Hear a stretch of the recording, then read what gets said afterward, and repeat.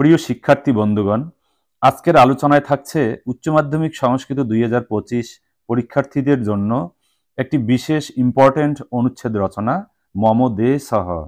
তোমরা দেখতেই পাচ্ছ। তো আজকের এই অনুচ্ছেদ রচনা মম দে সহ আমি খুব সুন্দরভাবে উচ্চারণ করে দিচ্ছি, সেই সঙ্গে অর্থ করে দিচ্ছি। তোমরা মনোযোগ দিয়ে দেখো, এটা খুবই সহজ।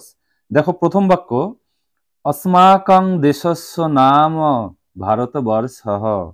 এর অর্থ হলো আমাদের দেশের নাম হলো ভারতবর্ষ। অয়ং দেশঃ अस्माकं জননী স্বরূপঃ। এই দেশ আমাদের কাছে জননী স্বরূপ।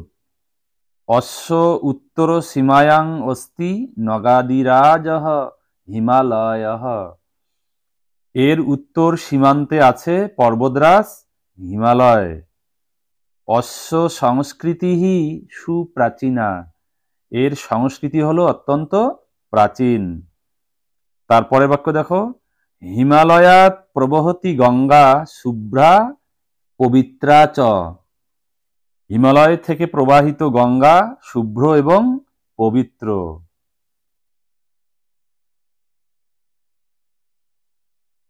তারপর সা গঙ্গা ভারত মাতুহু কণ্ঠে রত্নমালাবৎ বিলসতি। সেই গঙ্গা ভারত মাতার কণ্ঠে রত্নমালার ন্যায় শোভা পাচ্ছে।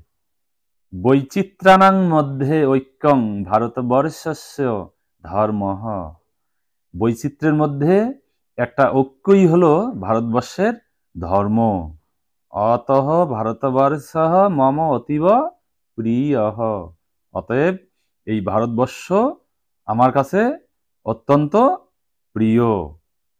তো বন্ধুরা, আজকের মম দেশ ও অনুচ্ছেদ রচনা এখানেই শেষ হলো। তোমাদের কোনো প্রয়োজন হলে আমাকে কমেন্ট করে জানাবে। ধন্যবাদ।